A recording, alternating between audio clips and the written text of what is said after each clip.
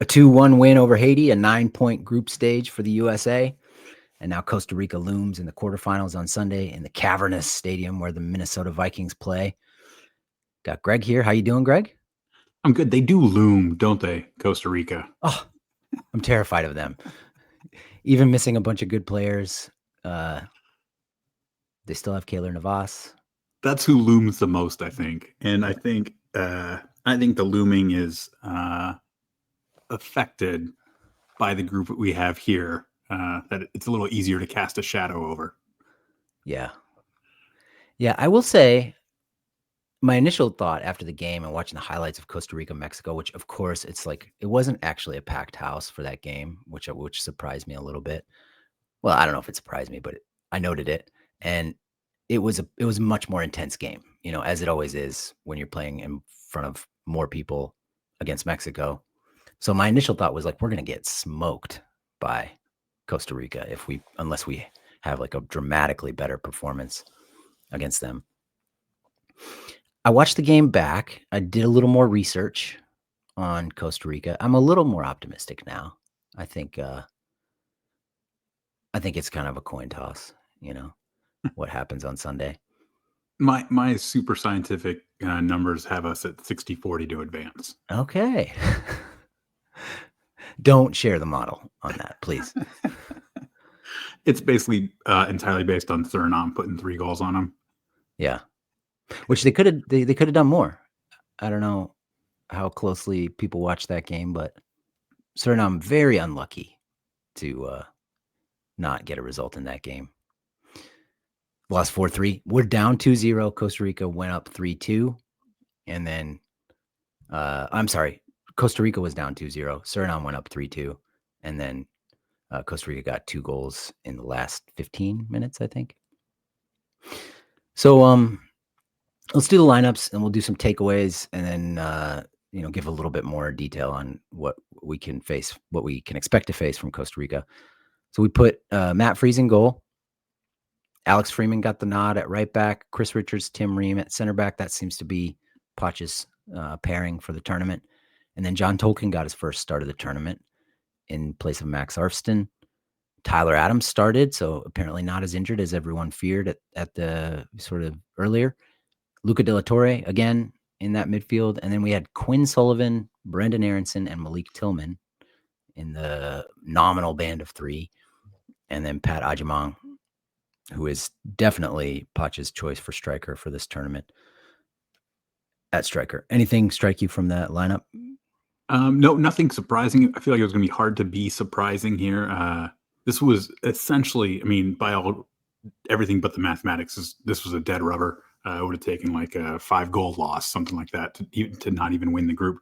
So we knew that this was a free game. So there are dozens of ways that Pochettino could have set his priorities for how he wanted to use it, what he wanted to see, whether he wanted to rest people. You had a couple of guys on yellow cards that didn't start, Luna and Berhalter. That could have factored in. So it was really just like, all right, what's he going to do? And then who's going to come in here and try to make it look like no one on Haiti can play with them. Mm-hmm. Yeah, a dead rubber, but for our purposes, I think pretty meaningful in terms of like figuring out who can help the national team in the future. 100%. And for these guys, that's one of the things that struck me watching it was like I want to be able to tell that when I'm watching Quinn Sullivan that he thinks every single step he takes determines whether he gets another call up or not. Did you think he did give that impression? No, not particularly. He did some fun things, which I enjoy. But I'm almost using like the Paul Arriola model, where I'm gonna give Paul Arriola some love here. Where in the last cycle, he was an easy guy to sort of beat up on because he's not super good. But it's like a guy like him knows I'm not super good. I've got to hit like every mark that I'm supposed to hit when I need to hit it to be useful for this team. I'm not, if Tim Weah screws up somewhere and kind of like throws his hands up and does some little walk or like a little tantrum or whatever, he can get away with it because it's got to that, like, he's the artist. Artists get away with more. Yeah. Paul Arriola is not the artist. Most of the guys here are not trying out to be the artist for the U.S. national team. They are very much like the hired help. This terrible things. Probably, I don't know if we can. I think it's call it fine. I think it's fine. Yeah. like they're carrying the bags. Like they carry the bag of balls. Uh, and so that's kind of what I'm looking for too. Is well, that's not entirely true. We were looking for guys who would just blow up, right? Mm-hmm. Mm-hmm. To date, we haven't seen a lot of that. Well, okay. Yeah.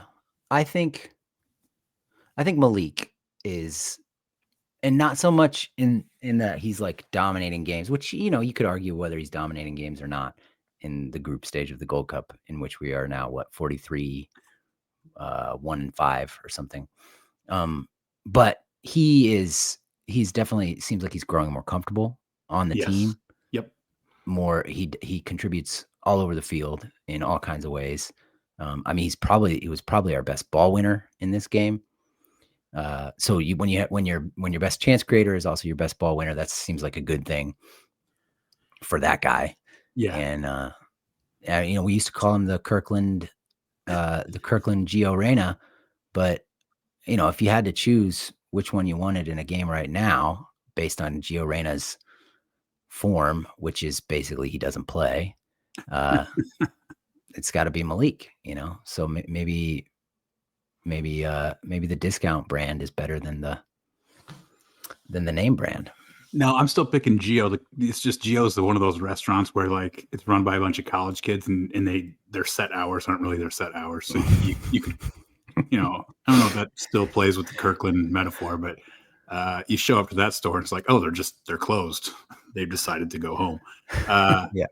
I still take Geo, to be honest. I'm still a truther. But the good news is we won't have a chance to really make that decision until after Malik gets the real games. Like, we talk about this is the group stage of the Gold Cup is all dress rehearsal. Like there's nothing you're going to do here that's like this guy's a star. Like you can easily if you flub all of your lines, that's going to be pretty concerning. But you can't make it here, So Malik you just love a theater metaphor, don't you? We're all over the playbills, flubbing your lines. So Malik has done a lot, and he's eaten up a lot of scenery. But we still have to see it. We get to see it now against real competition between what hopefully is multiple games: Costa Rica, either Panama or Canada, and Mexico. We're going to get some real info here on Malik, which is great. I'm really excited about it, and I think he's gonna deliver a little bit. Yeah, I do too. But to kind of go back to it, we've got to win the game on Sunday. I mean, no, it'll be so disastrous, and it's so possible that we won't get through. But yeah, to kind of say, I do think that Malik is the guy, and obviously Chris Richards being the other one. But it's hard to say that those two guys have really blown up because like Chris Richards was already written in pen on the starting lineup of the full strength team, and Malik was very obviously the next guy you'd expect to be from this group. To really challenge. Yeah, that's true. But and maybe this is just vibes and sort of mystical stuff, but it does feel like both of them are like more and more comfortable on the field. And I think there is a sort of blooding period when you play for a new team, like for the national team. And obviously Richards has gotten a lot of caps, including World Cup qualifiers, but he does feel like a leader on this team. Yes. And it was harder for him to look like a leader when you had like Weston McKennie, Christian Pulisic out there. And I don't know, maybe that's all part of the cultural reset that Poch is doing. But I like that Richards feels like he is sort of boss out there. And tons of I mean, we'll get into it, but tons of good passing through the lines from him against Haiti. I get that it's not the best competition and all that, but you can only play who you're in front of. And I disagree with the idea that we weren't trying to play forward in this game. We weren't trying to ask questions of the defense. I just didn't think we had enough juice in the final third from most of our attackers for most of the game. But I think we framed our questions the wrong way a lot of the times. But we'll get into that with the tactics and the shape and all that. I will just say Richards and Malik looking so much the grown-ups here is like the other reading of that. It's great that they are the grown-ups. The other reading is, again, it's just a slight, maybe slight for now, indictment on the rest of the group. That the other guys haven't, like, you haven't had a lot of guys step up and even be like just one tier below. It's like those two look so much higher than everyone else. Everyone else is like in a clump, a cluster, way below that in my estimation so far. Yeah, and you're just hoping, like you're hoping that one or two other guys. There was no one in particular, maybe Luna, but there was no real one in particular. Like, I just want to see this guy. I expect that this is going to be the guy next up. It would be Luna, right?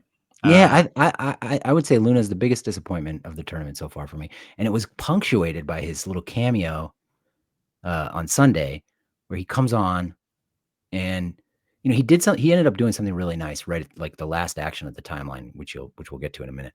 But I don't know, like his fourth touch, he just does this like ununderstandable giveaway in the middle of the field that leads to a counterattack. And I'm like, Diego, come on, like. This is your chance to sort of seize something, and I don't know. He feels like he's maybe thinking too much about how every step out there matters for his national team future. I think maybe several of the players look like that, but for me, he's the biggest disappointment. Yeah, so because he's one who you thought might rise out. He might lift himself out of this cluster. I still have hope. Really shine. I still have hope. Of course, yeah. Again, this is the dress rehearsal. I know the legend is even Christopher Walken was kind of sleepwalking in more cowbell dress rehearsal, and look what we got in the real thing, right? It can be different once you get to the knockouts.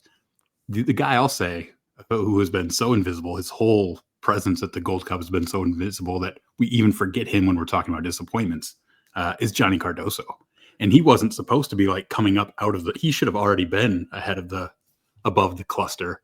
And just sort of establishing himself in the way that Malik is doing. Yeah. And it's just been not that for the whole window, friendlies included.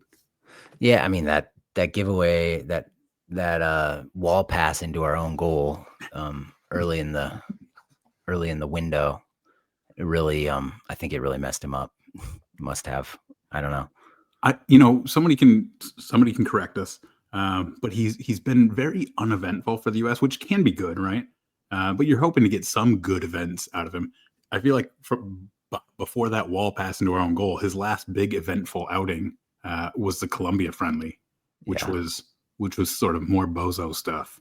Yeah, like he didn't come in Copa when we were running Adams a half and then Cardoso coming in for him. Like he never came in and like settled things in any recognizable way. Where you're like, oh, Cardoso's presence has just really changed the demeanor of the team. So you're really just going from like indifferent performances, kind of peppered in between the two bozos. But again, he's going to have the knockouts, and we'll see if Pochettino trusts him to start the knockouts. We also, at least I think he may be dealing with some illness, so maybe we got a little built-in excuse for him. But we're excuse making. Like you hope not to be excuse making. He's got mononucleosis probably. So yeah, you don't want to be doing a lot of excuse making through a Gold Cup. No, kind of the Zendejas effect. But that's the thing is that's a good point about Cardoso, because he and Tillman are the ones who are performing so well for their clubs, and have not really put it together for the national team. It's why Malik doing it, at least looking like a leader on the field, is so encouraging to me. And then, yeah, on the other side of the coin is Cardoso's invisibility is a big disappointment. Haiti, their lineup was Johnny Placide in goal. Placide, I think is how you say it. And then Carlins Arcus, Ricardo Ade, Garvin Methuselah. I kept wondering, is that a reference to the oldest man in the Bible, Methuselah? Has to be. Got to be, yeah. Martin Experience across the back line. And then Lucius Don Dietzen, former Atlanta United player. I think back in the day we sort of had some hope for him as a youth national team guy. I think he got a couple caps back then. I can't remember for sure. For the youth teams? Yeah. I feel like he might have, but I didn't catch the broadcast, English or Spanish, but I can only assume they did mention that he used to make the playbill back when he was playing for Hobro. Yeah, With, Stu mentioned that. I'm Yeah. sure he was playing with Sabi and Okay. Capis. Yeah. Kappas. Kappas. So Lucius, it was Lucius Capis and Sabi all on Hobro. Okay, IK, and they might even had a goalkeeper that was American back then. But Yeah.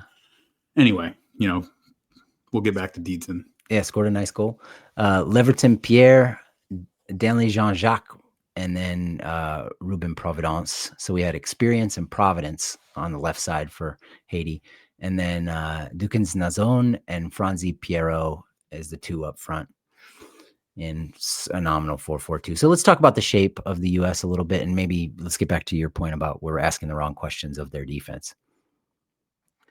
Yeah, so we're in a 3-2-4-1. I know sometimes we'll say in possession. I know sometimes we'll say 3-2-5, but I think with Big Pat up there, it's not a 3-2-5. Like he's definitely the one up ahead of the four. Yeah. And that was my sense too. Yeah, and so it's Tolkien in that band of four. You've got Tolkien, Brendo, and Malik, the sort of double tens, and then it was Quinn as that wide right player. So Freeman is playing that stay home right back in possession that we've seen a lot, and then Ream and Richards being the other two in the back three, with Luca and Adams being sort of the two-man engine in the midfield. So why were we not? So it seemed. I guess I'll put it this way. It seemed to me that Adams became much more active in the build-up in the second half, and I don't know exactly why that was, but he got on the ball more. He was more proactive. He was doing more stuff. He had more space. Maybe that was partly because Haiti was wearing down. But how were we trying to attack them in the first half? Did we change anything in the second half? I honestly didn't recognize a lot of changes, and so other people who did see him can jump in. But what it looked like to me was we were being very patient in possession with our back three, kind of knocking it around, and we weren't necessarily like constantly carving them up. They were Haiti. I want to give Haiti a lot of credit. Like they were defending in their 4-4-2, picking up pressure right at the edge of the middle third. So. A fairly high line of confrontation, certainly not like sitting in a low block. No. And the danger is, as Trinidad found out, was if you do that, you need to be really committed to then getting back deep once we break your mid block and get behind. And Haiti were very committed to doing that once we beat them. So they would have numbers really work hard to get back to their own box once we kind of got behind them. I think we could have gotten behind them way more often in way more dangerous ways. Because what we're kind of doing, we're patiently knocking around the back, and you could kind of see the camera was nice where you could kind of see what was happening with the front line, front five, and those wide players, Tolkien and Sullivan would start to engage with the wide players on Haiti's back line. They'd like cheat way up high, get them to sort of commit to them, be like, "You're with me, we're paired up now," and then they would like drop back as Ream and Richards and Freeman were knocking around. And they would bring that player way upfield with them. So Haiti would send their wide fullbacks upfield off the ball to sort of anticipate and press our wide players, which for me is an invitation to knock it up between now that basically knock it into that big space that fullback has just left and let Big Pat just go after it over and over and over again. Because Big Pat is, he has some limitations that people pointed out on the internet. Some more harshly than others. But what he is very good at is sort of flipping the math on a 50-50 ball between a striker and a center back, where they're really not 50-50 at all. They're 90-10 to the center back in most cases. And Big Pat turns it into, I don't know exactly, but it feels like 60-40 to Big Pat's advantage. I'd give him more, 75-25. Right, and certainly against the opponents we're playing now, where when that ball goes in, you need to have a huge step on him, and you need to be savvy enough. The best play that I've seen from most players is just get into a ton of contact and then go down, because referees are so ready to give the foul against Big Pat and against strikers in general. Defenders tend to get the benefit of the doubt there. So this was a ball that I thought we could have just been hitting nonstop. Just keep hitting it into this channel, let Big Pat go. We kind of even felt like not knowing our personnel well enough where like Brendo was actually breaking from the 10. So it's good. It's nominally, like in theory, it's good pistoning where Tolkien goes upfield, gets the wide defender's attention, then checks back, and then Brendo races into that space. But Big Pat was kind of going at the same time. And for my money, I would rather have Big Pat in that scuffle, chasing the ball down the channel than Brendo. You've always Others been can disagree. a wise investor. Yeah. Yeah, totally. I mean, Brendo can't win a physical battle at all. And yeah. I'd be surprised if we see a ton of him for the rest of the tournament, honestly, but stranger things have happened. Okay, so that's the shape and kind of what we're trying to do. I felt That's like what I wish we were trying to do. I don't think we were doing it that often, or I think we should have been just doing it as like our default reflexively. And I think we weren't doing a lot. We still did it a few times, and a lot of them will probably make it onto the timeline because we get a lot of joy out of it. Yeah, they all will, pretty much. And I guess one thing I noticed is when we were knocking the ball around, we would play it into Pat's feet. Whenever we played it into Pat's feet or anybody's feet, but often with Pat, he wasn't really ready for it, or he wasn't sort of seeing the play develop the same way Chris Richards was or Tim Ream was, and that was frustrating to me because I feel like he does offer a lot of good things, and he scored a really nice goal, and like you said, he bosses the center backs we've played against so far, but he's not a great dance partner, I don't think. Not just because of his touch, which his touch in tight space is uneven. Had some good moments, but also it's uneven. But it's his recognition of like when to go and where to go to get there. I mean, we'll get into it in the time. I mean, there's a moment where I think Luka played a pass out, or no, it was Tolkien played a one-time pass from the left touchline into that channel, into that open space that had been vacated in the way you described. And Pat's just not seeing it, he doesn't have that muscle memory to like say, oh, that's there, let's go. Because he breaks off his run and then it looks like a pass to nobody, but it was actually, I think, a pretty promising moment to get that kind of joy we were talking about. Yeah, absolutely. Absolutely. And some of that will just come with, it's all a brand new squad playing together.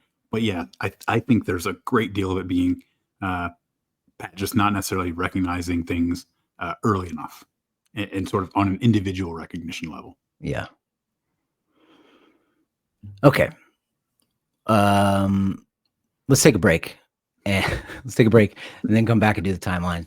If you want to skip all the ads and get the clip notes, which are already posted to the Patreon, which is like almost every item in video form that we're about to talk about, join the Patreon. Link is in the show notes. All right, we're back and we're getting right to the timeline. So 22 seconds in, Tyler Adams gets a yellow card. He leaves his feet into a 50-50 ball and scissors Dukins Nazon's plant leg. I mean, much deserved yellow card right away. Maybe you can get away with that in the Premier League, buddy, but not in CONCACAF. Yeah, this is really bad CONCACAFing, right? Terrible. Yeah. We've talked about it at length, so we won't need to hammer on it too much, but that's not really what the CONCACAFery is all about. I feel like CONCACAFing gets this reputation, but it's generally done in like a more clever way. Like that's the whole point. There's a cleverness to it, and leaving yourself totally open to a red card in a dead rubber game 20 seconds in seems like not good CONCACAFing. No, yeah, it was definitely orange in hue, the card. And yeah, I get he's trying to send an early message and, be physical, but this is ill-advised. Thankfully, he managed that the rest of the game, didn't get another booking. All right, so 4th minute, this is that nice incisive pass I noticed from Tolkien from the touchline where Pat breaks off his run. Defender gets there first, clears it right to Brendan, and he shifts it over to Luka, and we're off. But Luka, we have not discussed him yet, but as he has done way too many times in these past couple weeks, I think he just kind of wastes the counter with a pass that can't avoid a white shirt. It's right to the feet of the defender who's trying to account for both Brendo and Pat. So Brendo's out wide. Pat's running the channel. It seems like a pretty promising moment. Wasted. Yeah, it's just under hit. It's not hit with enough pace. So because Pat's got the inside position on that particular defender, there's another one coming from the inside to help. So it's not like Luka can put it anywhere. But Right. he does have to hit it with enough pace that defender can't sort of like, which what ends up happening is the defender holds up his stride to let Pat go even further and then cuts in behind him to intercept it. Yeah. Okay. Richards hits a big. So I think we got to talk about Tolkien a fair amount here, but Richards hits a big diagonal over to him at the 440 mark, and he just can't keep it in bounds. This one was maybe a little tricky, but it is colored in retrospect by Tolkien's continuing struggles in the first half with the touchline.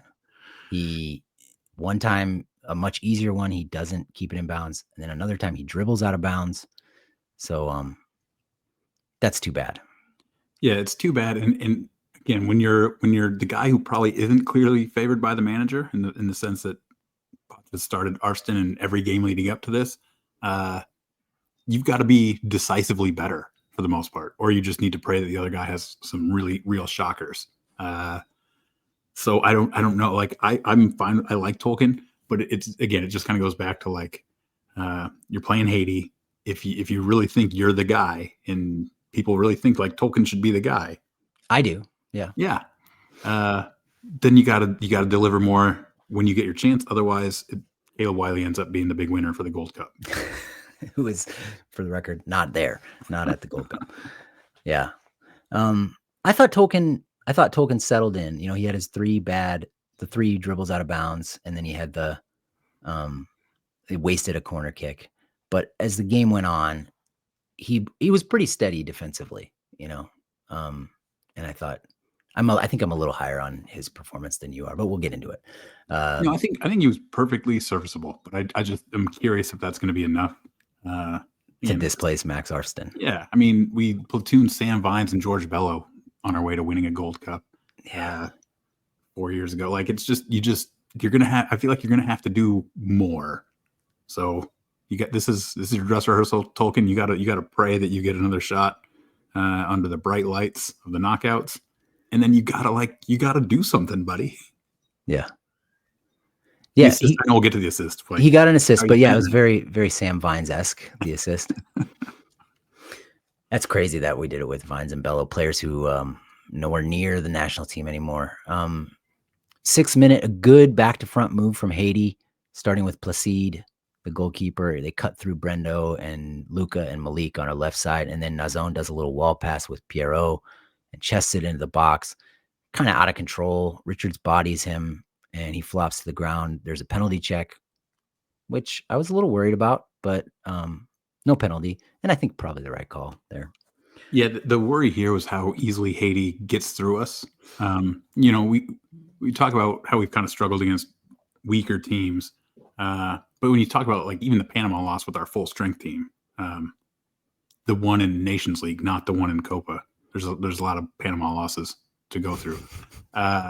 The Nations League one, it's not like Panama were like dicing us up and getting all these chances, and we were lucky it was 0-0, and then they scored their late winner. Like they did nothing, right? Panama did nothing for 90 minutes, 92 minutes. Haiti, 5 minutes in, does something, and it's decent. And we made it look a little too easy. It's a high line of confrontation from us. We've got a group of guys around the ball, and in this case, what's a little different from the Switzerland game where we were trying to do high lines of confrontation, and Switzerland made it look easy, is they made it look easy within the front field, like where we had our front guys around the line of confrontation to beat them, and then they would start attacking the next line. Haiti here just skips over all that with an easy passing to a guy sitting right in front of our back line. So they find a huge gap between Adams and Luka and our back four. And so that's the next thing we're going to have to solve if we're going to play like this. Is I don't know if it's going to be Adams having to stay home more, or if it's going to have to be Tim Ream getting more comfortable stepping up into that pocket, into the hole to put pressure on that player who sags in. Because Ream, I think his tendency is to stay deep because he's our age and he just knows he's got to like account. Not quite, but close. So that's what I picked up on that. It didn't happen over and over again. But it's just something where we're going to have to see what those two center mids can do and how far up they can get, and still trust that Ream is going to be able to step in and destroy behind them as needed. Do you pin any of it on Brendo and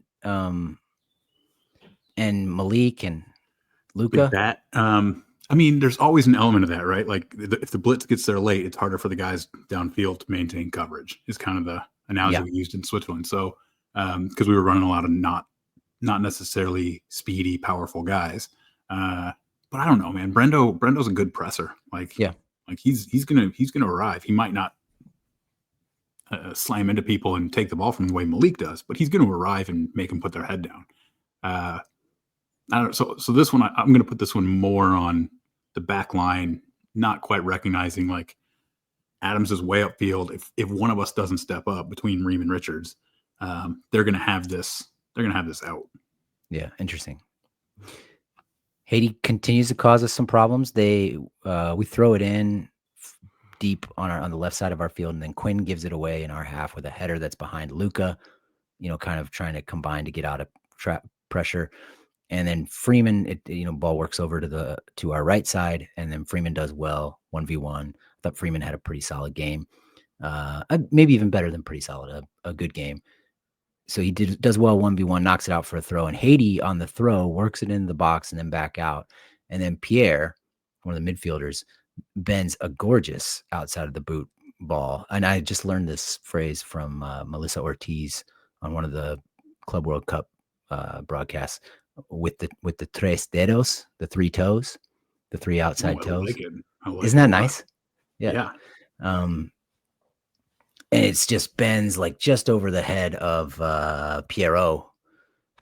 But man, it's a really nice ball. It kind of eliminates everybody if it's like a foot lower or 2 feet lower. I mean, he's got a free header from the 6. So yeah, a little nervy. Yeah, so we kind of have to talk about this because this is Ream getting beat, and it's easy to just sort of move on from it, as you tend to do in watching soccer games, because they don't score or even get the shot that forces a save or anything. But this is a tough look for Tim Ream here to get wrong-footed this badly, where he is shifting his weight upfield and the pass comes in behind him because that's his man. There's no reason that a guy should be wide open. It's not like Ream stopped because he's like, this ball's just sailing over everyone. He is beat. And a better service is a free header from 5 yards out that no one else can make a play on. So, I mean, it's just like Ream is stepping up here for us in a lot of ways, or is being forced to just keep himself in this role. But he's not a flawless center back right now. Or he hasn't had. I wouldn't say he's had a Chris Richards group stage. No. 2 demerits for Tim Ream on this one. 8:20 mark, really nice entry ball through the lines from Freeman to Tillman. He turns and tries to play Ajamong in and passes it right to the center back. He just needs to bend it a little further behind him. I don't know that we need to dwell on it too much, but this is nice. I love the disguise from Freeman on this pass. He's thinking, he's looking for a solution. It's not an easy pass to make. It's just to the left of the defender right in front of him, just to the right of the defender. That's halfway between him and Tillman. And then, Tillman, you back Tillman to execute this pass most of the time. Yeah. The impressive thing for Freeman, for me on this one too, is he's standing right on the ball. So he's got it kind of waiting, watching Haiti's movement and our movement. But he doesn't have to take a second prep touch. And it's like a 25-yard pass that he fizzes up to Tillman. So I mean, that's just a technical thing that's nice to have in your pocket if you can fire that from a standstill with the ball right under you. Totally. Yeah. And this was not his only good pass upfield like this in the game. And then we get our goal in the 10th minute. It's a good hooked ball at the back post and a perfect header from Tillman. The ball comes from Brendan Aronson, who I do acknowledge that I criticize him a lot. This was a really nice pass. So it starts with Big Pat tracking a ball down the left channel. We didn't see in the broadcast who played the pass, so we're just going to have to live with that unknown. But it kills me, by the way. It eats me up inside. And I'm not joking. Yeah. So he tracks it down and then cuts it back for Brendo, and it's kind of behind him, and he kind of gets it stuck under him. He takes a shot, but it's perfunctory, and his shot is blocked. He and Luka collect it, and then he's got it out at the corner of the box, and he faces up his guy, kind of dips his shoulder, and then goes to the inside, curls it to the back post. Both Tillman and Quinn Sullivan are on the back post, but Tillman's header is, I think we can't underrate how good of a header this is, all the way back across the face of the goal, not quite off the post, but just inside the post. And it's 1-0 USA. Yeah, aesthetically magnificent finish from Malik Tillman. So that is fantastic. I'm going to go back, as I do in these goals, because the big Pat moment, I think, is still the biggest thing to take from this going forward, because it's that ball into the channel, and by the time the camera cuts, we don't see who played it, but we see that Big Pat does not have like the position to get to this ball.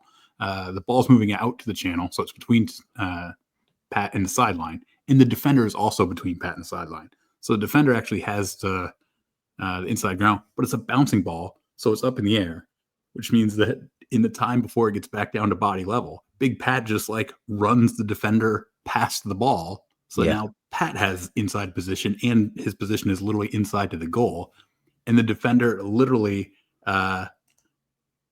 falls down, bumping back into Pat.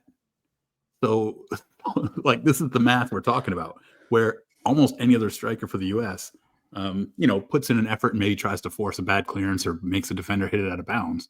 Like, just ends up with the ball facing goal with the defender on the floor. Yeah. And then fails to execute in a way that really helps us once he does that. Right. It's something that, like, I get Pochettino liking this, and I don't know how far it'll carry once the full strength guys are back.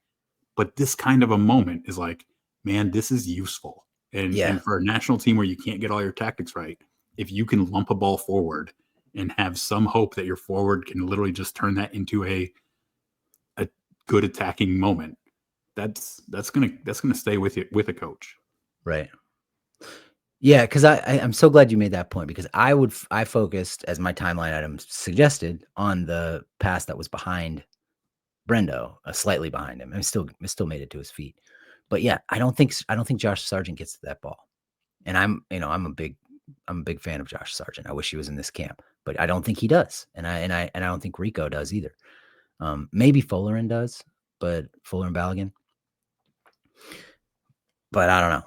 So yeah, really good And point. those wins, turning into that productive of a moment, comes with the Haiti caveat. But what can also stick with a coach is Big Pat 5 minutes into a Switzerland cameo, after they switched at halftime, flips the Switzerland center back and easily leverages him and leaves him behind to the point where the guy has to wrap him up from the back, drag him down in a pretty good football tackle, and get a yellow card.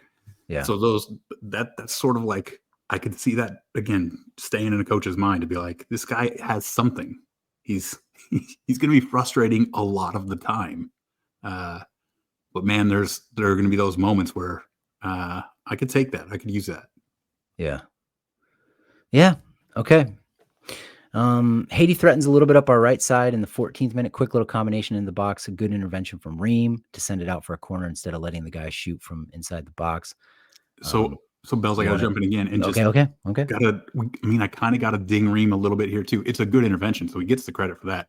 The reason he has to intervene sort of so desperately is because he's late to join the party as Haiti are combining on that side. He leaves the gap between himself and Richards too large. Richards eventually has to step up to the top of the box to defend, and they combine behind him, which is sort of a predictable outcome when Richards steps up to challenge. And Ream should be there a little sooner, and even Tolkien should be a much tighter. Tolkien's kind of out wide too, where he can't help where all of Haiti's traffic is. So there was no other player that Ream would have been leaving. There was one guy wider than Tolkien that Tolkien could account for. Even if both Ream and Tolkien are 5, Ream could have been 5 yards closer sooner. Tolkien could have been 7-8 yards closer to the play. So just little details that hopefully we kind of are just more alert to as we play better teams. Again, some of this could just be dead rubberification. It's Haiti. Ream's in the same situation as everybody else, where he needs to play well to keep his spot. So I don't know if we can blame dead rubberification. That's probably true, but I don't know if like Potch is just like, Reem, you're my guy for this tournament. Like, I just don't trust anyone else. You're the vet. Yeah. Okay. Another demerit for Tim. 16th minute, Tillman wins a tough challenge. Oh, I gotta say, so the ensuing corner on that goes short. Haiti threatens again. The ball is hooked to the back post and then nodded on a loop to the penalty marker. Adams rises to head it away, but it only goes. He doesn't head it far enough to get out of the box. So it just kind of comes down just behind the penalty marker, and Nazone meets it on the volley, smashes it.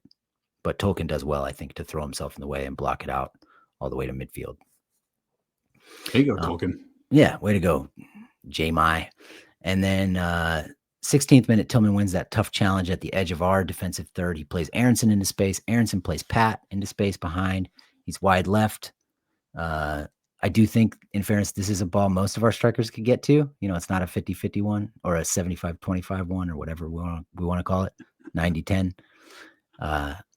But he's wide left. He cuts onto his right foot, and maybe he had Sullivan with the early rifled ball with his left foot. Maybe not. I don't know. But he squares it to his square to Brendo inside the box, gets cut out. Malik wins it back again, just outside their box, plays it over to Brendo, and then he tries to go around his guy and just pushes it out of bounds. So this is another one that I think people are going to seize on for, clumsy Big Pat. Big Pat's real clumsy, right? Like, I feel like that's kind of the, and I don't think that's an unfair description of Big Pat in a lot of moments, but this is a tough one for him because the way our guys move in this small group attacking moment isn't very good. So we've got a 4-on-3 is kind of what it shapes out as. And I actually think the best chance, given everyone's movement, that we could have had would have been Big Pat just taking the narrow angle shot initially. Yeah. And that's kind of disappointing. That's all you can get from a 4-on-3 is a narrow angle shot. So, me, I love the square ball. Like, I'm always like, you got to find a way to square it when you got the bodies. But we didn't move in a good way to create a square ball. So by the time Big Pat's getting it, Brendo and it's Luca, right, in with him. I think so, yeah. They've put themselves on the same line. So we just didn't fill the right gaps and make the right slashing runs. No one cuts hard to the near post. You can watch it. And it almost looks like the old school video game where the guys off the ball will do the exact same motion, and when all of those games couldn't do 3 different animations at once. So you got to have certain guys doing the same animation. Yeah. Kind of like cheerleaders. Yeah. Yes. Yeah. The crowd all does the same stuff. Brendo and Luca are both running hard into the box, and then they literally both like stop at the same time and then both backpedal 2 steps at the same time, which is a fine move for one of them to do. But when both of them do it, you're turning your 4-on-3 into a 3-on-3. And then Haiti have, again, good commitment to get numbers back. They add 3 more guys to the mix, and now it's 4-on-6, and they cut out the attempt at a pass. Yeah. I think he had Luca. I mean, a really narrow window for like a split second where he could have hit Luca. But yeah, you'd like to see more, sort of more double moves from everybody. Yeah, more crisscrossing. Yeah. We saw Switzerland do it to us, where they run across your face and drag a defender just to make the defender even change their weight, where now they can't react to a pass or dribble the other way. And we didn't quite get that here.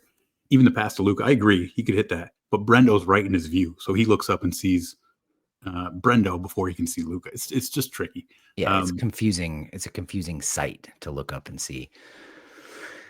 I mean, maybe if Quinn makes the run, if Quinn's probably thinking, get it to me on the back post. Yes. Yep. But the thing he needs to do is make the near post run, since he's the most advanced of the runners, which does clear out the space for Luca. Yep. So even when Pat stops, Luca's coming into like an open space on the back post. And if that run happens and Quinn drags that defender towards the near post, then what I expect you'd see from Big Pat is just a little clipped ball. All right. Yep. Then you clip it, and you're not trying to find the path on the ground. You clip it anywhere between Luca and the goal, and he gets a nice little volley tap in. Or he settles it and then passes it to the goalkeeper's feet. which is what he did later. Luca catching hypothetical shade. Well, he's just his final third. Him in the final third. It's like we always give Yunus Musa grief for him the way he plays in the final third. I'm not sure Luca is that different. I buy it. 17th minute, a good shoulder dip from Aronson. So gotta give him credit here in midfield. When he gets the ball, he eliminates a guy on the dribble, which you love to see. The game is about eliminating. A lot of the game is just, can you eliminate somebody on the dribble and create some chaos for the defense? And he does this. He plays it out to Quinn on the right. Quinn goes to the end line and then just smashes it across the 6. It's I think the right idea. Tillman is there. But it's a little too high and a lot too hot, and it goes out for a throw-in all the way on the other side. Yeah, this is another good example of Haiti racing back, just because by the time we get that ball out to Quinn, he can't hit it. Tillman's the only guy he can hit because Haiti have got 7 people back at speed to get any late arriving players. Yeah. Yeah, I'm just watching it back again, and if he hits it just a little softer and with a little more curl, it is a tap in for Malik on the back post. Yep. And then we get the goal for Haiti, and it's I don't know what there is to analyze here. Well, there's some stuff to analyze, of course, but it's a Freeze howler. Matt Freeze gets his howler, so we would have loved to go the whole tournament without something like this, but we just couldn't. So it's a long ball from Ade in the back, one of the Haitian center backs. Ream runs it down ahead of Dietzen, plays it back to Freeze with his right foot. Freeze is in a bit of a tight spot, but the ball's bouncing too, so it's not an easy pass to handle or to one touch out of there. And he sees Tolkien available out to his left, and I think it's not a bad idea to just play the pass to him. And he just scuffs it, and it goes right to Dietzen. Dietzen says, "Thank you very much," and shifts it onto that left foot and then bends it in beautifully at the far post. 1-1. Yeah, so I've said, I'm on the record saying that it's a tough ball in from Ream, and I think that's true. But it's certainly not an unplayable ball. So it's a tough ball from Ream if you're going to try to play it out to Tolkien. And so what we need in a more competitive game, what we need here from Freeze is just a little bit more humility, is how I'm going to say it. I don't mean to say Freeze has an ego, but the humility here is you have to be willing to embarrass yourself a little bit with your decision to then say, I'm just not good enough to make the pass that was open. Like, Tolkien is clearly the open guy. Dietzen has chased Ream all the way to the end line. Their other attacker is right on Chris Richards, who's right in front of the goal. There's no one else coming. So Tolkien at the corner of the box is wide open. And if Ream had hit this pass, the one that you see a lot where he literally just cushions it perfectly and now is rolling really smoothly to your goalkeeper, and they can set their feet, then he hits this ball to Tolkien, no question. But because it's coming in with the spin and it's like skipping, he can't take a touch because the guy who's next to Richards would be too close to him, and a bad touch means you're done for. So he has to hit it one time, but he just has to concede that I'm not good enough to hit a skipping ball that's spinning one time, a high enough percentage of the time through the window I have to try it. And he doesn't really have time to think all that through because it's, it is all tight. And so he just hadn't done the math sort of ahead of time in that situation to be like, I either have to lump this up in the air straight out of bounds, which still isn't actually that easy to do because he can't set his feet. Like, the embarrassing play here, the humility play, is to hit it directly out of bounds for a corner kick. Yeah, just foul it off. Just foul it off. Keep the at-bat alive. Which everyone will also mock you for and be like, oh my God, you couldn't look at Tolkien. But you have to just hold your hands up and be like, I'm sorry, I'm just not good enough to do that. And then you have to actually say that. Yeah. I mean, literally, you just have to hold up your hand and be like, I just, with my feet, I'm not good. So that's the play. And I mean, I give my goalkeepers, any keeper I've coached, I always give them permission in games. Like, you can always do this. Like, I will back you. Afterwards, we can talk about your risk assessment, whether we think it was, too cautious or what. But in the moment, that's your mind, hit it out for a corner and apologize for the corner. But the other embarrassment is much worse. Yeah, better that than a goal. And we got the goal. So I guess big picture, my thought is it's good for us to have a mistake punished like this. We've had some mistakes go unpunished in the group stage. I also think and hope, I guess hope is the better word, as listener Wayne Warner suggested, that this will be a good reset for Freeze. I don't know. Does this make you want Turner back or? No, but I mean, I'm fine with either of them, but I wish this wouldn't have happened. I don't mind a mistake getting punished, and again, in this situation, it's dead rubber. I'm glad Reem tried to force it rather than just Reem making the safe play and hitting out for a throw. Like I'd rather take give yourself as many chances as possible before you have to do the safe play. So again, Reem wasn't trying to skip this ball into his keeper. He was probably trying to lay it down nicely on the grass where Freese can take his 3-step approach to it and either launch it, hit Tolkien, or if he has to, hit it out of bounds. But that's not what happened. But this is the time to do it. And now in the knockouts, now we can all change our decision making. Great finish from Dietzen. No, yeah, like even after the turnover, it's not like, oh well, this is now a gimme. Like Freese is still in position because of the angle of his giveaway. He's in the right spot to be, and Dietzen just hits a great curler. So I kind of love that for Lucius. Yeah, totally. I mean, it's a really nice goal. I mean, he had one place where he could put it, and that's where he put it. Let's take another break. Again, skip the ads, get the clip notes videos, join the Patreon at least the $5 level. The link is in the show notes. And we're back. So 24th minute, huge chance for Ajamang. Reem wins it on a Haitian ball through the lines on the ground, taps it to Luca. He kind of goes forward hesitantly. I'd be interested in your thoughts on Luca de la Torre so far in this, this last month or so. But I thought he was too hesitant too often. But anyway, he plays the right pass to Ajamang. It's just a little late. It looks like he's off on the replay, but he's in on goal and the flag stays down.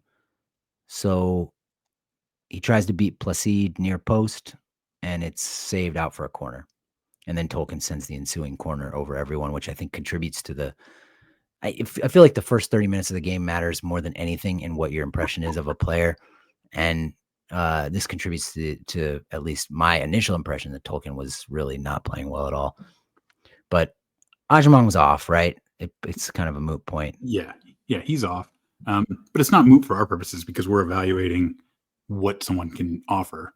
And what he offers is just a breakaway that he misses, which, as people who have listened to us for a while know, I'm not really holding that against him too much.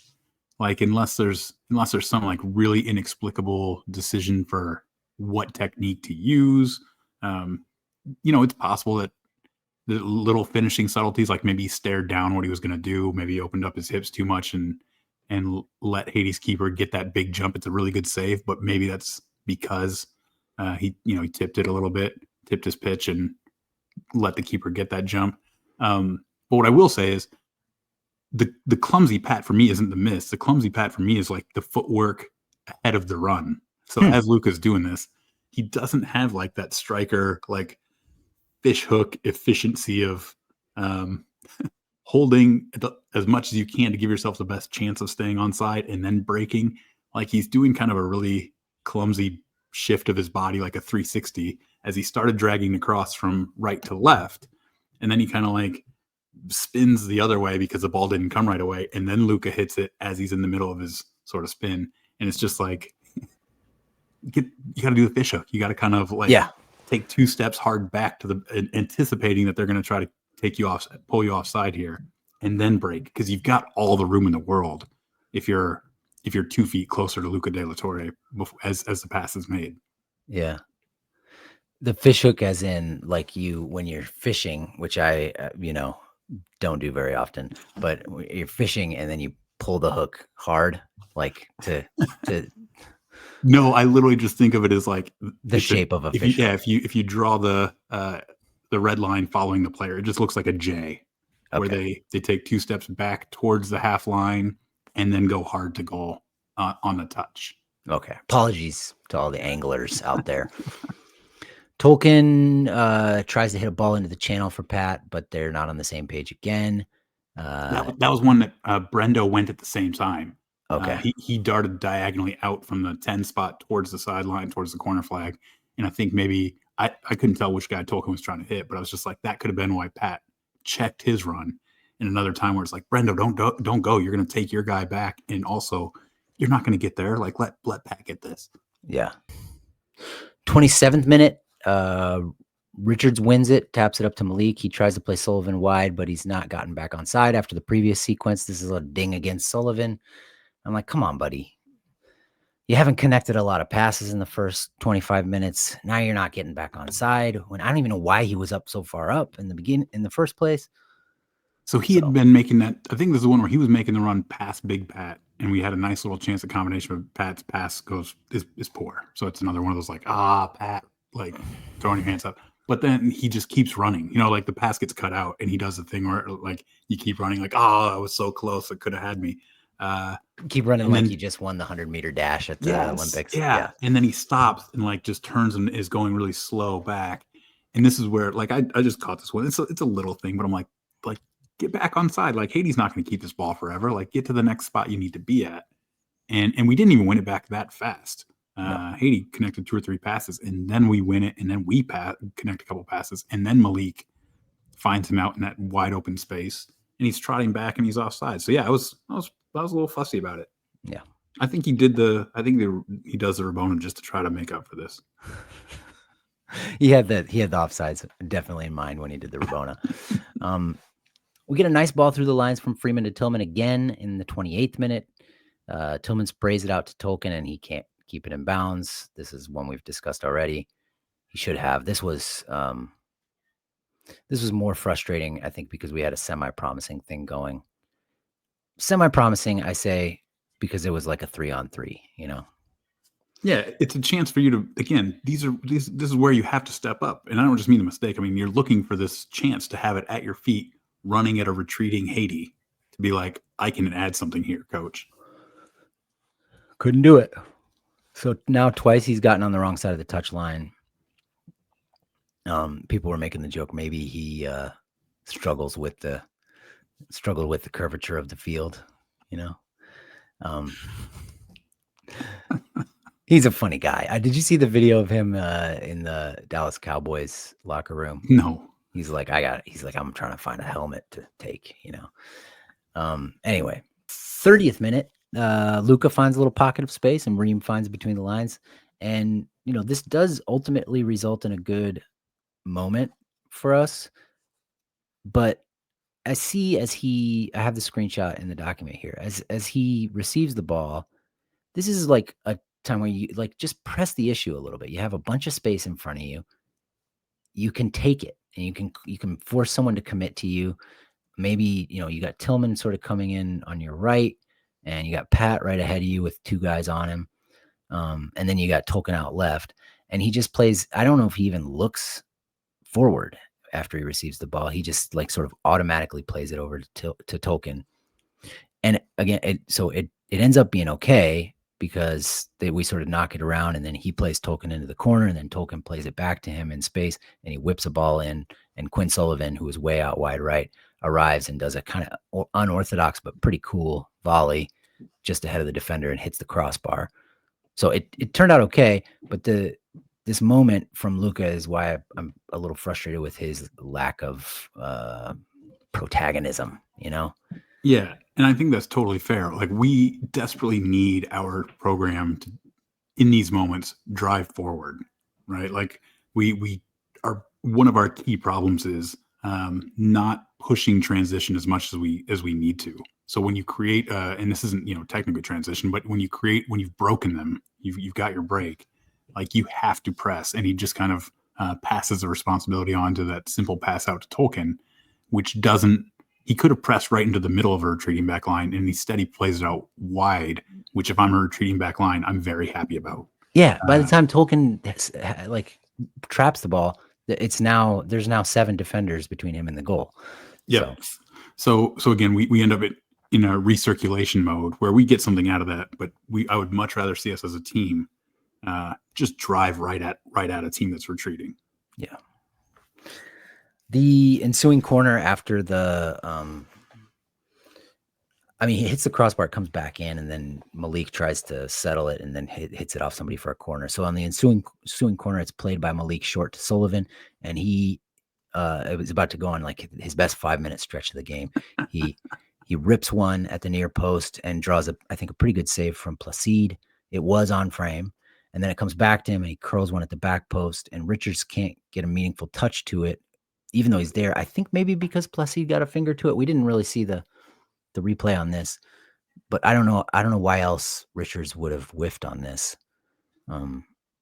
So I think Sullivan is just making up for that offside call. Like he's like, that's a bad one.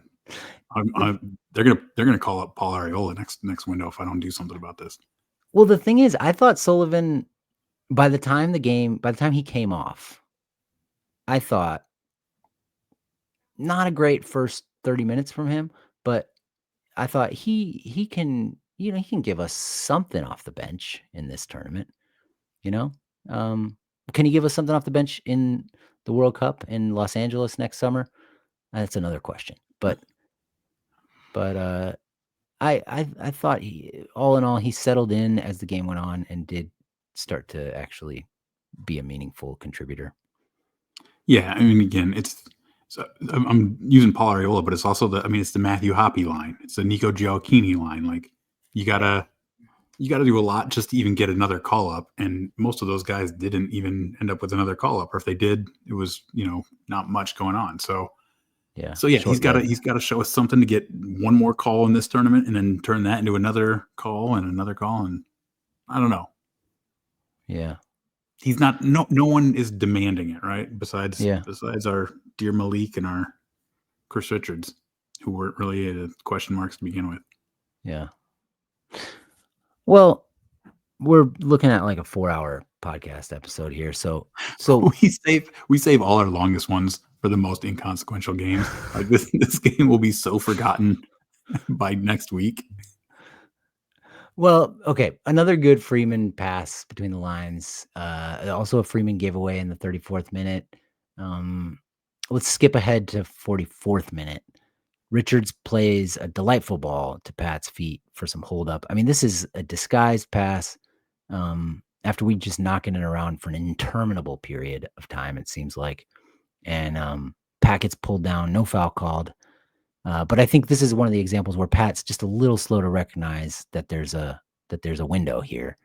Richards recognizes it, pings it to him on the ground, and Freeman does well to win it as Haiti counters the other way, which I think is notable because he's pretty solid defensively, unlike the way he was in the game against Saudi Arabia. Ajman gets a chance right before the half, a good turn and vertical little pass from Sullivan after a little tapped pass from Adams as we're knocking it around their box. Ajman takes a shot from a narrow angle with his left foot. It's blocked out of bounds for a corner. And this is the play, right? These are the things that are going to keep a coach going back to Pat. If that's what Pochettino decides, it'll be this kind of a thing where he's back to goal and he spins the guy. Mm-hmm. And like there's no like there's nothing better than a guy who can do that, where you don't have to have all these tactics to free somebody up. The guy gets it defended and then gets on the wrong side of it. It's Kat Macario, like, who does it for the women all the time. Yeah, like you can't. Yeah, it's a ridiculous scheme shortcut. Yeah, like in that cage match, he's the king right now. So that's the half. I mean, Haiti got 3 corners right at the end of the half, some scrambles in our box, nothing too dangerous. I feel like, Malik scored with a deft finish on a lovely ball from Brendan, and a chance that was ultimately sort of built on a foundation of Pat's ability to win physical battles. But then we gave up an unforced error. I don't think we got enough in that first half from Luca or Brendo or Quinn in the run of play, even though Brendo had the really nice assist. But we need more from those positions, I think. I think that's fair. I think that's those are the notes I'd give the guys after the dress rehearsal. Who's the choreographer? I guess that's No changes at the half. No big shock there. Haiti wins a corner right off the opening kick. It's a little casual from Tolkien, I think, in the right in the 46th minute. And then they get a decent chance on a short corner, headed over. 48th minute, an excellent ball from Richards through the lines for Tillman again in a good pocket.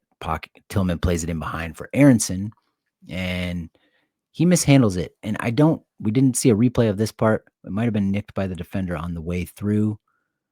But if he gets a good touch on this, he's in on goal for a left-footed shot. I mean, the way he operates and the way people can sort of bully him on the field, you imagine that space will get closed down really fast. But this was a nice pass by Tillman. Aronson does manage to corral it, but like going away from goal, and he gets pulled down in the ensuing scrum. It's a free kick. Tolkien and Tillman both stand over it, and then Tolkien hits it with his left foot. He's left-footed, of course, just wide. The good news here is us pressing an advantage. This is what I kind of see it as, and this is what we want more of. Like, hit a risky pass, like hit a difficult pass. There's not a huge window here. Like, don't just be like, oh well, it's too small a window, got to recirculate. So Malik, I think, is a guy willing to do that, and then at least give us a chance to be disappointed at our lack of execution once we do it. Like, but press, please go. Yeah. I mean, Tillman is. That's one of Tillman's great strengths. Is his willingness to press advantages. I feel like there's that Pierre free kick that's saved by Freeze down to his right in the 52nd minute. This shot was not on target. I think it was going off the post, or at best going off the post. But goalkeeper can't take any chances. It was a Sullivan foul that led to the free kick. A kind of, I think, a little bit naive hand to the back. Barely touched him, but Nazone went down and got this chance. Any thoughts on that, or should we just keep moving? Keep it moving. Sullivan shot from outside the box after a Tolkien clipped ball to Pat. So this is again Pat. Pat doesn't even settle this ball, but it's all him because he gets pulled down. As this clipped ball from Tolkien kind of floats towards him, and it hits his chest and then kind of dies on the grass right in front of him. And then he goes down, and the defender who pulls him down also goes down. And then Luka just, races onto it, and he's got like all kinds of space to run into. We're off. We have a 5v4, but Luka's pass is behind Sullivan out wide. And this really kills the momentum of the whole thing. It slows us down. So this is a tiny little, it's not a tiny detail. I think most people understand how important this is.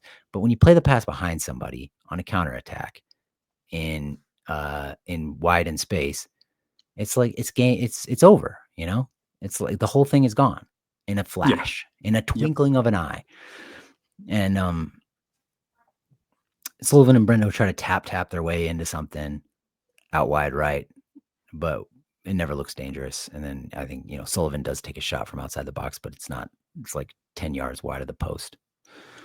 But again, we went for it. Luka was trying to press it. And that's like right now, that's the bar. And I'm like, well, at least we were trying. And then it's like, we got to be a lot better at soccer. We're trying. The Pat thing I love because you remember those games you play in training where it's like, all right, it's 2-touch, everyone. And then someone would take their 2 touches, but the ball was still right next to him. So they had to just shield the defender until someone else came. Oh, yeah.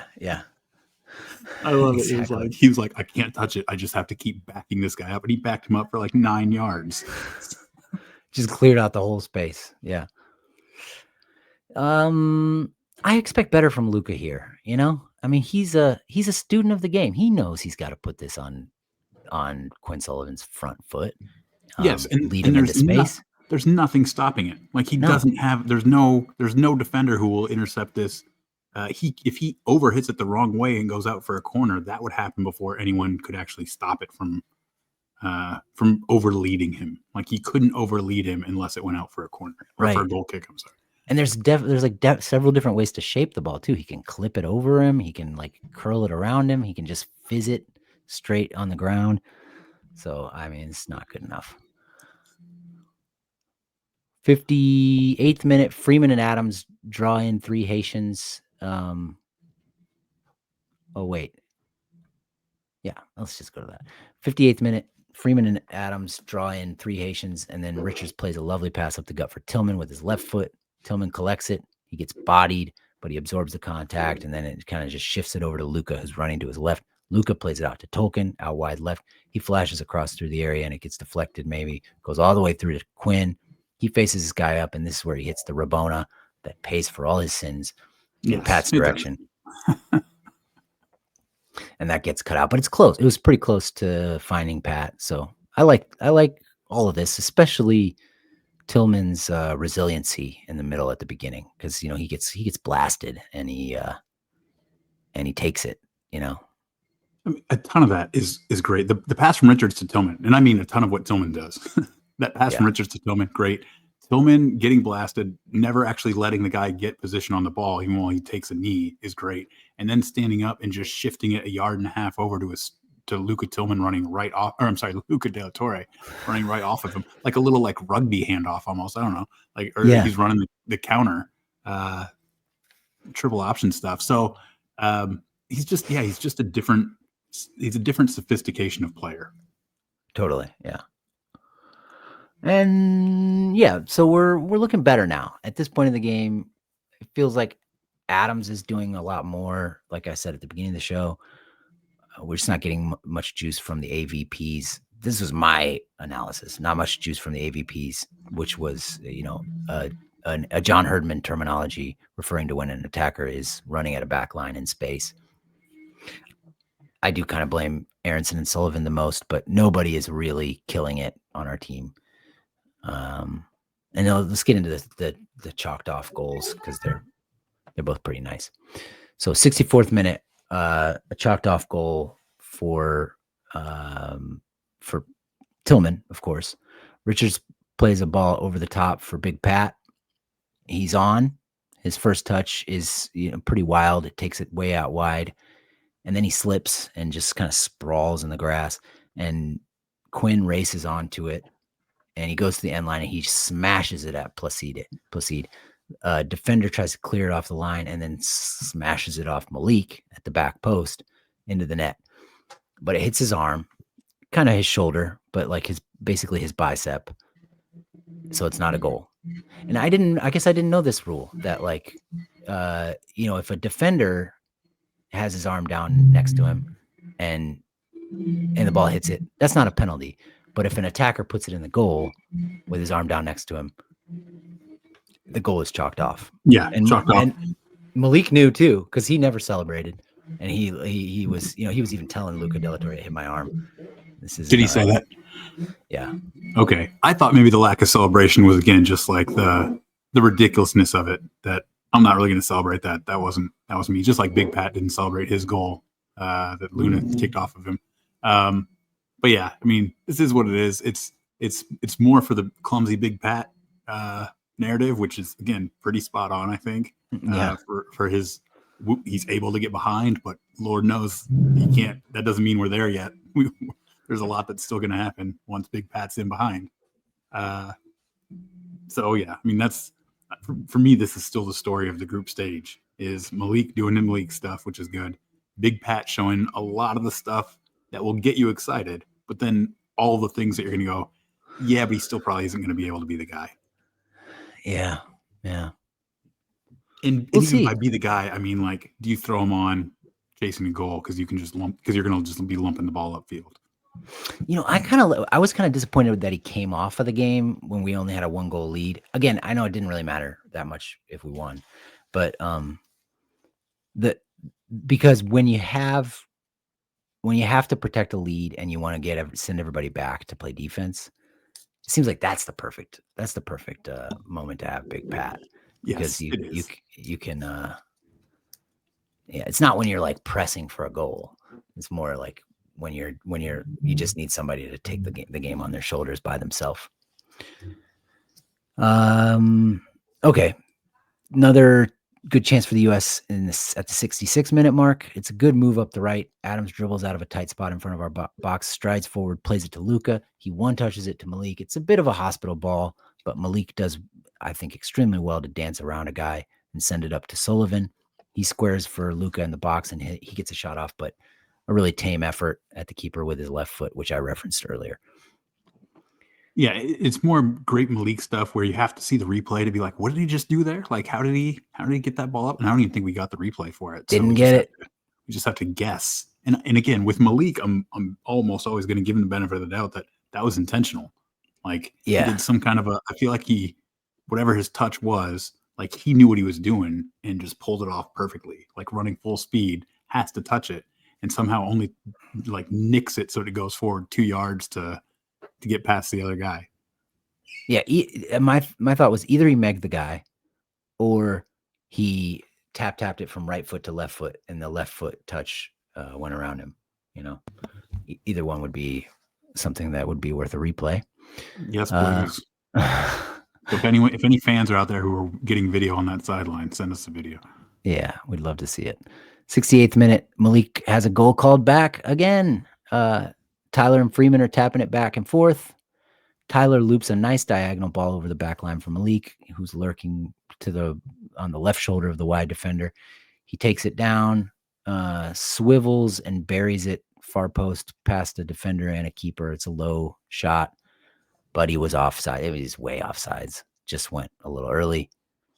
I'm curious what you think. Some people might blame Tyler for the little hop before he hits the pass, but mostly I just think Malik mistimed his run. So yeah, still 1-1. I'm generally on the camp of like sometimes you're just going to be a little bit off. Yeah, and when they've got the lines, fair. The reason I wouldn't blame Tyler here is because, like his last 3 steps are very predictable. Like you see his 3-step approach to the ball and then he kicks it. So you can time your run for all of those steps. But I'm not mad at Malik for being a fraction offside because you got to get it. If you go late, no shot develops. So you can just do your best and hope that you're accidentally onside.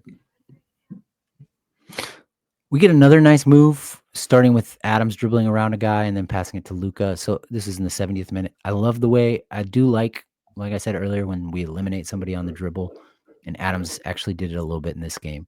Get a good entry pass from Tolkien into Pat, posted up at the edge of the box. He takes a touch, and then I think this is one of his nicest combination plays of the game. Nice little pass to Aronson, making a run inside of him, like to the inside of him. And Aronson is going into the box and gets closed down immediately. Doesn't get anything out of it, but that's kind of the Brendo experience. I know some people hate when I say that stuff, but that's just it. And then we get go ahead. Good Big Pat moment. I mean, that's good Big Pat right there. Definitely, yeah. Luna and McGlynn come on for Brendo and Quinn. In the 71st minute, Luna gives it away. That just unconscionable giveaway on like his 4th touch, which was really sad for me to see. But then Freeman races over and saves the day with a sliding challenge to win a goal kick after a really heavy touch from, I think it was Nazon, out wide left. And let's see, 73rd minute, Tolkien acquits himself well on defense again, running back to win it on a little bit of a counter from Haiti. And we settle it, and Adams gets it in so much space in the center circle, plays a good ball over the top for Tillman. Similar to the last one, but not exactly the same, more vertical. And Tillman plucks it down out of the air like we've seen him do for PSV. Like, just watching him do that in real time, gave me a torn hamstring, That's like the kind of thing you can't really, at least somebody of my make and model, can't really do at the age of 43, 42. But anyway, he plucks it down out of the air like we've seen him do for PSV, and then he side foots it, and it just misses the far post. This is gorgeous stuff from Malik. He was onside, and I like I said on Twitter earlier, I think he's coming for everybody's heart. He's gonna be a favorite before too long. I was like shocked when it trickled past the post. I mean, I know he's in such control of a soccer ball. Just like, oh yeah, there we go. I was already celebrating. I was too. I thought for sure that was going in, but it didn't. So then we get the goal. 75th minute, Tolkien, we're knocking it around back there. Tolkien curls it in behind for Ajimang. It's a nice cultured pass, in my opinion. And Pat takes a lovely touch, I think, around the keeper who's arriving. Maybe he's hesitant to have a head-on collision with Pat Ajimang, but Ajimang cancels him with the touch around him and then just slides it into the open net from a tight angle. I think really nice goal from Pat Ajimang there. 2-1 USA. Great ball from Tolkien. Sebastian Berhalter's the first to arrive to celebrate with Big Pat. Let's go, baby. Yeah, great for Pat to get the goal because it's been mixed. You see all the good stuff that can happen. You see a lot of the frustrating stuff. But for Big Pat, I mean, I just love it. Love that this kid's scoring goals for the U.S. national team. Yeah, D3 from a D3 soccer to scoring a game winner at the Gold Cup in what, like 2.5 years or some 3 years. Let's say it's 4 years. I don't know. It's not been that much time. To break down the X's and O's, like especially, I mean, almost for Tolkien, it's a lovely ball into the space. It's very much the Gold Cup group stage back line rearing its head. I think Haiti's losing concentration. You've got 4 guys in a straight line. The straight line is not parallel to the end line. It's very much a diagonal. Very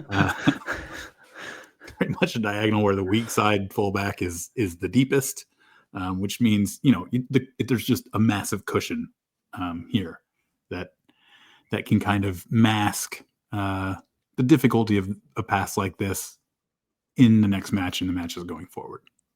Fair enough.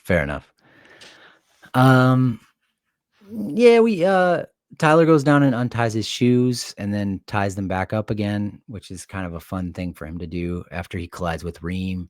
So he's doing a little bit of CONCACAF there.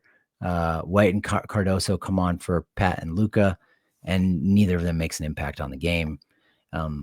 We do get a little something from Luna in the 85th minute, which is the last item in the video that I posted to the Patreon earlier, where Luna receives a pass from Ream real nicely and then turns and plays a lovely ball in for White. White is, he's not going to win a foot race with a center back here, but what I ding him for is that he just doesn't even know. It doesn't seem like he knows what he's going to do or when he's going to do it, and it just gets knocked out of bounds. Even as Tolkien arrives to his left for like a little, he could just shift it over to him, and Tolkien's like, I don't know, Tolkien has a lot of options there. So that's too bad. But it's too bad. But this is the resetting clock that we talked about after Switzerland. Like once White gets this ball with great position, like he's got position on the retreat racing, the center back racing back behind him.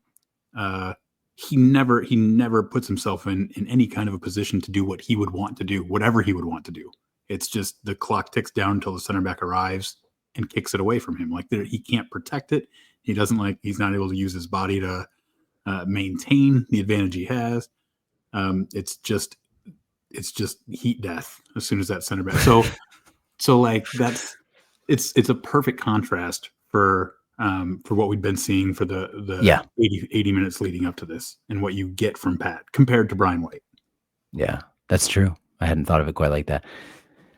Yeah, I mean, Brian White's it's not really his game. I mean, what is his game exactly? It's like he's a poacher. That's it for the timeline, I think.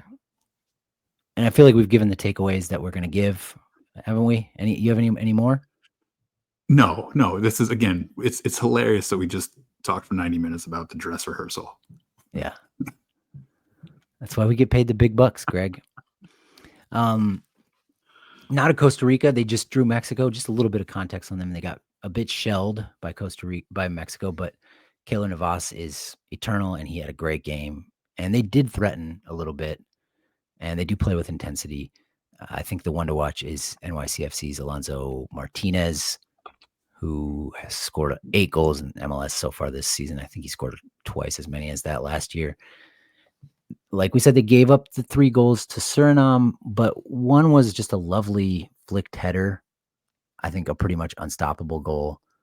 One was a gift wrapped situation from Francisco Calvo, where he just like slipped on the ball and handed it to a attacker who then dribbled in and squared somebody for a tap in. And then another was a penalty on an unnecessary handball.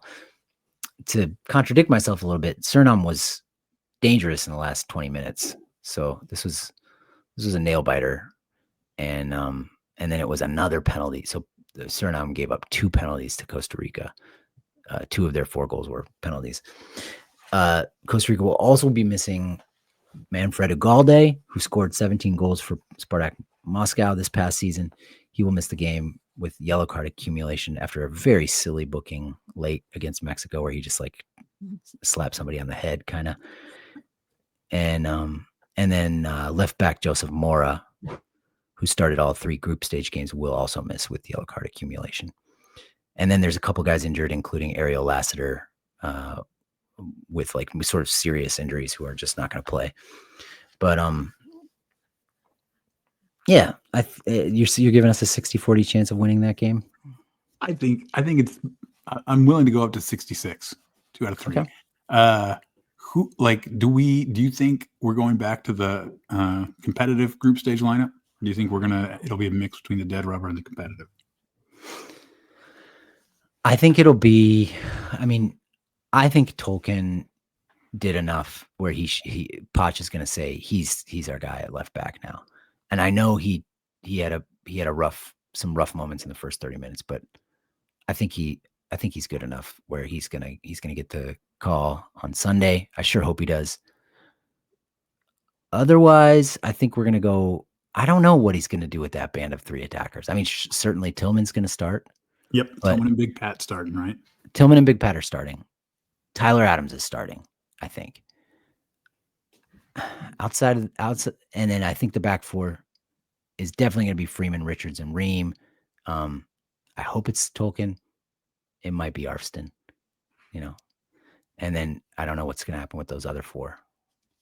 Yeah, I mean, I think Free starts again in goal. I do too. Yeah. My hunch is that Arfston's going to get the start, and I feel like Poch already rated him, and I don't know that Tolkien did enough.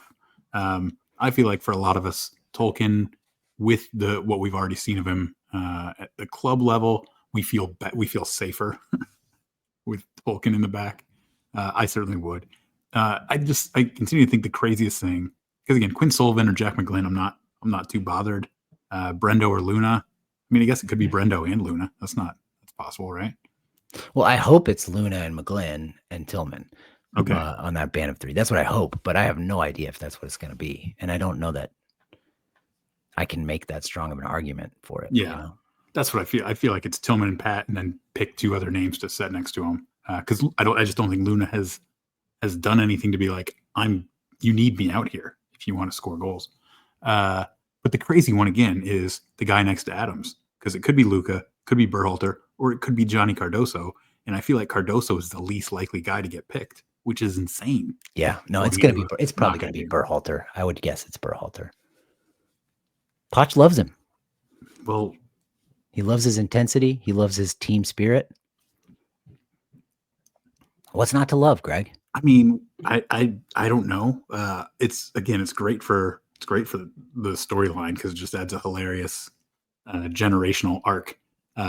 It's incredible for U.S. soccer, but it still remains crazy to me that Johnny Cardoso and Tyler Adams are not, and Malik Tillman is not just our nailed on midfield, because those were the 3 guys that were so clearly like head and shoulders above the rest of the roster.